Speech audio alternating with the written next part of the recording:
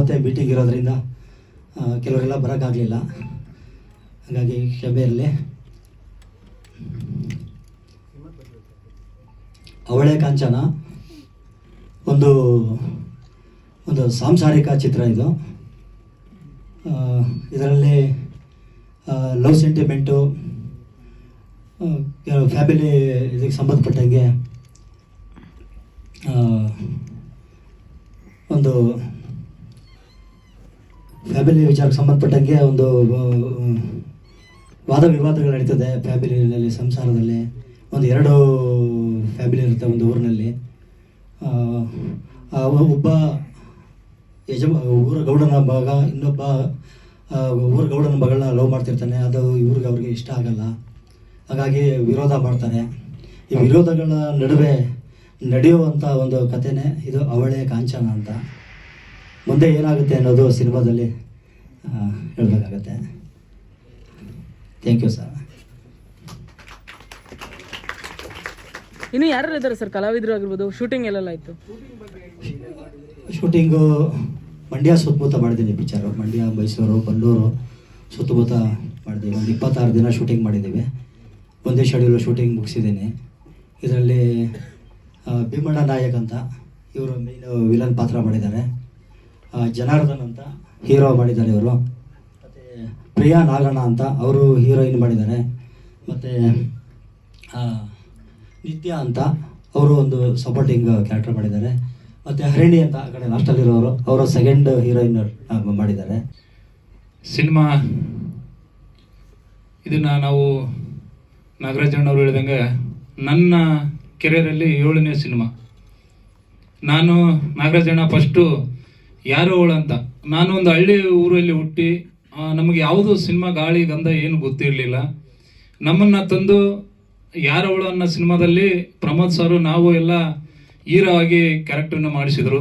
ನಂತರ ಅವ್ರದ್ದು ನಮ್ಮದು ಸ್ನೇಹ ಬೆಳೀತಾ ಬಂತು. ಆದಮೇಲೆ ರಾಶಿ ಅಂತ ಮಾಸ್ಟ್ರು ಥ್ರಿಲ್ಲರ್ ಮಂಜೂರ್ ಸರ್ ಜೊತೆಗೆ ನನಗೂ ಕೂಡ ಒಳ್ಳೆಯ ಕ್ಯಾರೆಕ್ಟರ್ನ ಕೊಟ್ಟರು ನಾಗರಾಜಣ್ಣ. ಅಲ್ಲಿ ಒಂದು ಸಂಬಂಧ ಬೆಳೆದು ಅವರು ನಾವು ಕೂಡ ಈಗ ಸಂಬಂಧಿಕರಾಗಿದ್ದೀವಿ. ನಮ್ಮ ಜೀವನ ಹೆಂಗಂತಂದರೆ ಹನ್ಮಗೌಡ ಅಂತೇಳಿ ನಮ್ಮ ಹುಡುಗ, ನಮ್ಮ ಮಸ್ಕಿ ತಾಲೂಕಿನವರು, ಅವರು ನನ್ನ ಸಹಪಾಠಿಯಾಗಿ ಇಲ್ಲಿ ಕೆಲಸ ಮಾಡಿದ್ದಾರೆ ಈ ಸಿನಿಮಾದಲ್ಲಿ. ನಮಗೂ ಯಾವುದೋ ಅಕ್ಷರ ಜ್ಞಾನ ಕೂಡ ಇಲ್ಲ. ನಮ್ಮ ಸರ್ ಹೇಳಿದ್ರು, ನೀವು ವಜ್ರಮುನಿ ಥರನ ನಿಮ್ಮ ವಾಯ್ಸ್ ಕೇಳ್ತಾ ಇದೆ ಅಂತ. ನಿಜವಾಗ್ಲೂ ಸರ್ ತಮ್ಮ ಆಶೀರ್ವಾದ ನಮ್ಮ ಮೇಲೆ ಇರಲಿ.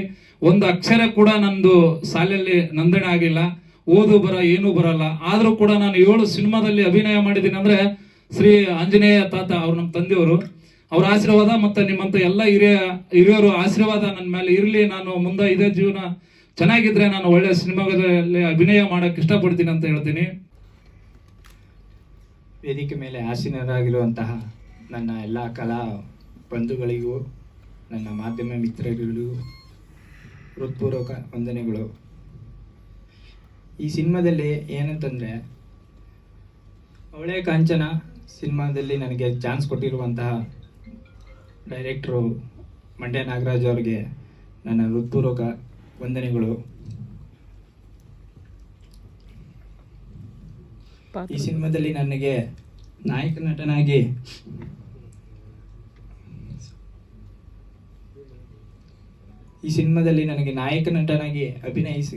ಅಭಿನಯಿಸುತ್ತಿದ್ದೇನೆ.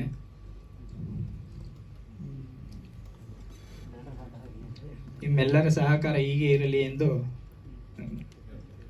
ಕೇಳಿಕೊಳ್ಳುತ್ತೇನೆ. ಈ ಸಿನಿಮಾದಲ್ಲಿ ನನಗೆ ಮೊದಲು ಚಾನ್ಸ್ ಕೊಟ್ಟಿದ್ದು ಮಂಡ್ಯ ನಾಗರಾಜ್ ಸರು. ಇದಕ್ಕೂ ಮುಂಚೆ ನಾನು ತುಂಬ ಸಪೋರ್ಟಿಂಗ್ ಲೀಡಲ್ಲಿ ವರ್ಕ್ ಮಾಡಿದ್ದೆ, but as a heroine this is my first movie. ನನಗೆ ಈ ಕ್ಯಾರೆಕ್ಟರ್ ಸೂಟ್ ಆಗುತ್ತೆ, ಕ್ಯಾರೆಕ್ಟರ್ನ ನಾನು ಪ್ಲೇ ಮಾಡ್ತೀನಿ ಅಂತ ನನ್ನ ಮೇಲೆ ಒಂದು ನಂಬಿಕೆ ಇಟ್ಟು ಈ ಸಿನಿಮಾನ ನನ್ನ ಕೈ ಕೊಟ್ಟಿದ್ದಕ್ಕೆ ಥ್ಯಾಂಕ್ ಯು ಸೋ ಮಚ್.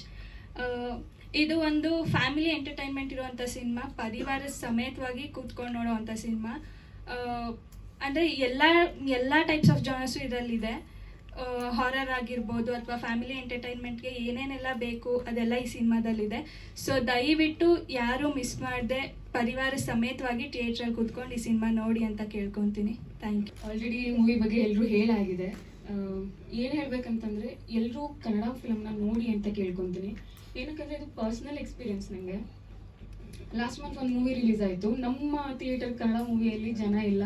ಪಕ್ಕದ ಫಿಲಮು ತೆಲುಗು ಮೂವಿ, ಎಷ್ಟು ಜನ ಇದ್ದಾರೆ ಅಂತಂದರೆ ಬೇಜಾರಾಗುತ್ತೆ ಅದೆಲ್ಲ ನೋಡೋದಕ್ಕೆ. ಸೊ ಎಲ್ಲರೂ ಕನ್ನಡ ಮೂವಿನ ನೋಡಿ ಸಪೋರ್ಟ್ ಮಾಡಿ ಅಂತ ಕೇಳ್ಕೊತೀನಿ. ನಮ್ಮದು ಹೊಸ ಟೀಮ್ ಇದೆ, ಹೊಸಬ್ರಿಗೆ ನೀವು ಸಪೋರ್ಟ್ ಮಾಡಿದ್ರೆ ನಾವು ಆಚೆ ಬರ್ಬೋದು, ಇನ್ನೂ ಚೆನ್ನಾಗಿ ಬೆಳಿಬೋದು. ಸೊ ಪ್ಲೀಸ್ ಎಲ್ಲರೂ ಸಪೋರ್ಟ್ ಮಾಡಿ. ಆಯಿತಾ, ನಾನು ಮೊದಲನೇ ಸಿನಿಮಾ ಮಾಡ್ತಾ ಇರೋದು. ಈ ಅವಕಾಶ ಮಾಡಿಕೊಟ್ಟಿರೋ ನಾಗರಾಜ್ ಸರ್ಗೆ ಧನ್ಯವಾದಗಳು. ಎಲ್ಲರೂ ಸಿನಿಮಾ ಥಿಯೇಟರ್ ಕೂತ್ಕೊಂಡು ನೋಡಿ, ನಮ್ಮನ್ನು ಬೆಳೆಸಿ. Thank you all. ಅಂತ ಚಲನಚಿತ್ರ ವಿತರಕರು ಅವಳಿ ಕಾಂಚನ ಒಂದು ಪತ್ರಿಕಾಗೋಷ್ಠಿಗೆ ಆಗಮಿಸಿದಂಥ ಎಲ್ಲ ಗಣ್ಯರಿಗೂ ಹಾಗೂ ಚಿತ್ರತಂಡಕ್ಕೂ ಹಾಗೂ ಇಡೀ ಮಾಧ್ಯಮಕ್ಕೂ ಹಾಗೂ ಇವತ್ತೆಲ್ಲ ಆಗಮಿಸಿದಂಥ ಎಲ್ಲರಿಗೂ ಕೂಡ ನನ್ನ ನಮಸ್ಕಾರಗಳು. ನಮ್ಮ ಮಂಡ್ಯ ನಾಗರಾಜ್ ಅವರು ಇವತ್ತು 18ನೇ ಪಿಕ್ಚರ್ ಮಾಡಿದ್ದಾರೆ. ತುಂಬ ಸರಳ ವ್ಯಕ್ತಿ, ನಾವು ಸುಮಾರು ವರ್ಷಗಳಿಂದ ನೋಡ್ತಾ ಇದ್ದೇವೆ. ಅವರು ಹಿಂದಿನ ಪಿಕ್ಚರ್ ಕೂಡ ನಾವೇ ರಿಲೀಸ್ ಮಾಡಿದ್ದೇವೆ, ಅವಳ ರಹಸ್ಯ ಅಂತೇಳಿ. ಒಂದು ಹಾರರ್ ಮೂವಿಯಿಂದ ಒಂದು ಸರಿ ಚೆನ್ನಾಗಿ ಹೋಯಿತು. ಅದೇ ರೀತಿ ಇದು ಒಂದು ಹಾರರ್ ಪಿಕ್ಚರ್ ಮಾಡಿದ್ದಾರೆ. ಕುಟುಂಬ ಸಮೇತವಾಗಿ ಒಂದು ನೋಡುವ ಕನ್ನಡ ಚಲನಚಿತ್ರ, ಎಲ್ಲರೂ ನೋಡಬೇಕು. ಹಾಗೂ ಮಾಧ್ಯಮದ ಸಹಕಾರ ಈ ಚಿತ್ರತಂಡ ಇರಲಿ ಅಂತ ಹೇಳಿ ನಾನು ಶುಭ ಹಾರೈಸುತ್ತಾ ಹಾಗೂ ಚಿತ್ರತಂಡಕ್ಕೆ ಇನ್ನೊಮ್ಮೆ ಶುಭ ಹಾರೈಸುತ್ತಾ ನನ್ನ 2 ಮಾತುಗಳನ್ನು ಮುಗಿಸುತ್ತೇನೆ. ಅದು ಬರಲಿ. 18 ಸಿನಿಮಾ ಮಾಡೋದು ಏನು ಸುಮ್ಮನೆ ಅಲ್ಲ, 180 ಮದುವೆ ಮಾಡ್ದಂಗೆ. 18 ಸಿನಿಮಾ ಮಾಡಿದ್ದಾರೆ. ಒಂದು ಸಿನಿಮಾ ಒಂದು 10-15 ಮದುವೆ ಮಾಡ್ದಂಗೆ ಇರುತ್ತೆ. ಆ ಥರ ಜನಕ್ಕೆ ಊಟ, ತಿಂಡಿ, ಕಾಫಿ, ಅವಾಗ ಬರೋಕ್ಕೆ ದುಡ್ಡು, ಕನ್ವೆನ್ಸು, ಅವ್ರ ಬಟ್ಟೆ, ವೇಷಭೂಷಣ, ಮೇಕಪ್ಪು. ಒಂದು ಮದುವೆಯಲ್ಲಿ ಮೇಕಪ್ ಮಾಡೋಕ್ಕೆ ಸುಸ್ತಾಗ್ಬಿಡ್ತೀವಿ ನಾವು, ಮೇಕಪ್ ಕರ್ಕೊಂಬಂದು. ಇವರು ಆ ಥರ 18 ಪಿಕ್ಚರ್ ಮಾಡಿದ್ದಾರೆ. ಅವ್ರಿಗೆ ಕಲಾದೇವಿ ಎಲ್ಲ ಕೌಂಟ್ ಮಾಡಿ ಒಟ್ಟಿಗೆ ಬರ್ತದೆ. ಈಗ ಇಂಡಸ್ಟ್ರಿ ಒಂದು 2-3 ತಿಂಗಳಿಂದ ನಮ್ಮ ಕನ್ನಡ ಚಿತ್ರೋದ್ಯಮಕ್ಕೆ ಒಂದು ಸ್ವಲ್ಪ ಯಾವುದೋ ಒಂದು ಅಂಶ ಬಂದಿದೆ. ಇದು ಆವಾಗವಾಗ ಮಾಮೂಲು. ನಾನು 76ನೇ ಇಸ್ವಿಯಿಂದ ಇಂಡಸ್ಟ್ರಿಲಿದ್ದೀನಿ. ಈ ಥರ ಆಗುತ್ತೆ ಆವಾಗವಾಗ, ಈ ಕೊರೋನಾ ಅವೆಲ್ಲ ಬಂದಂಗೆ. ಬಟ್ ನಾವು ಭರವಸೆ ಕಳ್ಕೊಂಡಿರ, ವೆಯ್ಟ್ ಮಾಡಿ.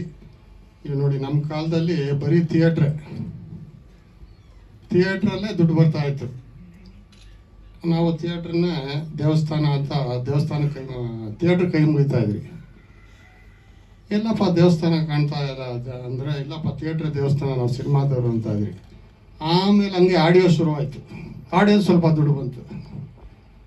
ಆಮೇಲೆ ಈ ಟಿವಿಗೆ ಹಾಕೋದು, ಟಿವಿ ಬಂತು. ಆಮೇಲೆ ಅದಕ್ಕೆ ಅದು ಇದರಲ್ಲಿ ಹಾಕೋರು ಮಧ್ಯದಲ್ಲಿ ಡೆಲ್ಲಿಲಿ. ಆವಾಗ ಸ್ವಲ್ಪ ದುಡ್ಡು ಬರೋಕ್ಕೆ ಶುರುವಾಯಿತು. ಆಮೇಲೆ ವಿಡಿಯೋದು ಎಲ್ಲ ಈ ಥರ ಒಂದೊಂದೇ ಬಂತು. ಆಮೇಲೆ ಈಗ ನೋಡ್ತೀರಿ, ಸ್ಯಾಟ್ಲೈಟು, ಮೊಬೈಲು, OTT ಬೇಜಾನ್ ದುಡ್ಡು ಬರ್ತದೆ. ಬಟ್ ಆಗ ನಾವೆಲ್ಲ ಕಳ್ಕೊಂಬಿಟ್ರಿ, ಆ ರೈಟ್ಸ್ ಎಲ್ಲ ಕೊಟ್ಬಿಟ್ಟಿದ್ರಿ. ಅದಕ್ಕೆ ಪ್ರೊಡ್ಯೂಸರ್ಸ್ಗೆ ಒಂದು ಕಿವಿ ಮಾತು ಏನು ಹೇಳ್ತೀನಿ ಅಂದರೆ, ಒಂದೊಂದೇ ಕೊಡಿ, ಒಂದೊಂದು ಇಟ್ಕೊಂಡಿರಿ, ಒಂದು ಲಾಕ್ ಮಾಡ್ಕೊಳ್ಳಿ. ಯಾವಾಗ ಏನು ಬರುತ್ತೆ ಹೇಳೋಕ್ಕಾಗಲ್ಲ. ಆಮೇಲೆ ಇದು ಟೆಂಪ್ರರಿ. ಇದು ಎಲ್ಲ ಪಿಕ್ಚರ್ಗಳು ನೋಡಿ, ಆ ಕಾಲದಲ್ಲಿ ನಮ್ಮ ಒಂದು ಮೊಟ್ಟೆಯ ಕತೆ ಅಂತ ಅತಿ ಕಮ್ಮಿ ಬಡ್ಜೆಟ್ಟು ಕೋಟ್ಯಾಂತರ ರೂಪಾಯಿ ವ್ಯಾಪಾರ ಆಯಿತು. ನಮ್ಮ ಕಾಲದಲ್ಲಿ ರಣಜಿತ ಅಂತ ನಮ್ಮ KV ಜಯರಾಮರು ಮಾಡೋರು.